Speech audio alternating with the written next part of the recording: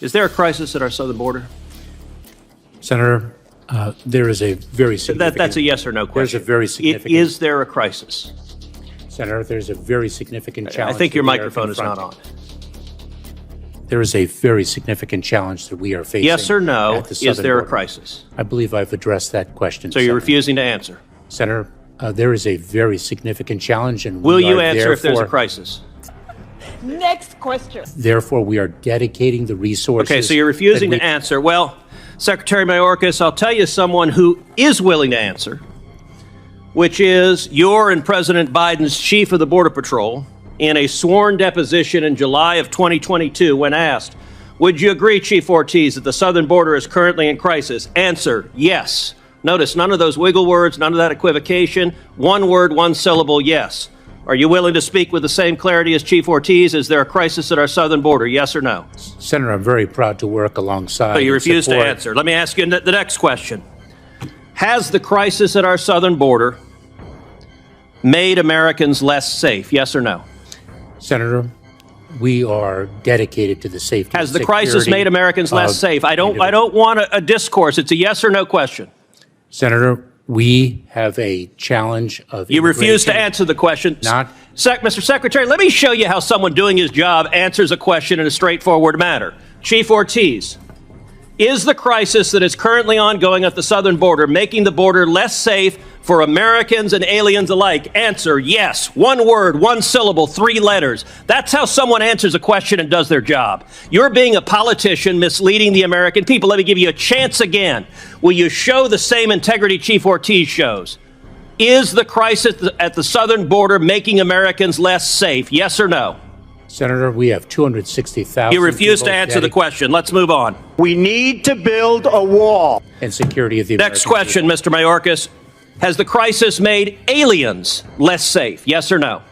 Senator, we are seeking... So you won't answer that question either. It's a yes or no. Has it made aliens less safe? Senator, smugglers are exploiting... Has the crisis made aliens, less safe? Are you willing to answer it?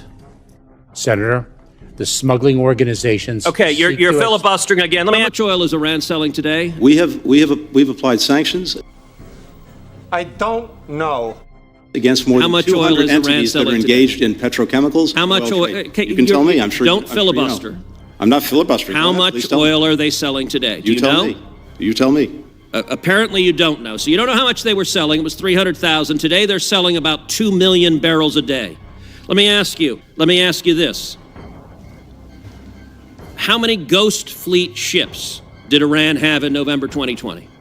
We have sanctioned... I don't know. More than 200 It's a question. of those. I'm not... How many did they have? The total number, I can't tell you what it had in 2021. I'll come back to you with that, but we have... the number was about 70. Yeah, how many did they have today? We blocked about 50 of them. Okay, let's see how effective you are. How many do they have today? As I said, we blocked about 50. How many do they have today? You tell me, I'm sure you... They have about over 400. Look, this administration desperately wants a new Iran deal. You have been showering cash on Iran from day one. And understand, the $6 billion you were asked about is the tip of the iceberg. By refusing to enforce oil sanctions, we have seen Iran's oil sales go from 300,000 barrels a day when you got into office to over 2 million barrels a day today. That's $80 billion. 90% of Hamas's funding comes from Iran in a very real sense. This administration, you and President Biden, funded the October 7th attacks by flowing $100 billion to a homicidal, genocidal regime that funded those attacks. That statement is profoundly wrong. Why?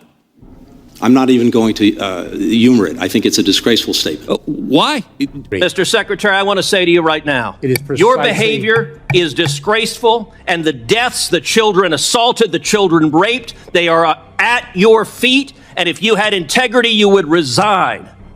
And I will tell you, the men and women of the Border Patrol, they've never had a political leader undermine them. They despise you, Mr. Secretary, because you're willing to let children be raped to follow political orders. This is a crisis, it's a disgrace, and you won't even admit this human tragedy is a disgrace. Time, Mr. Secretary, would you like to respond to any of those questions? What the senator said was revolting. I'm not going to address it. Didn't expect that reaction, but that's okay.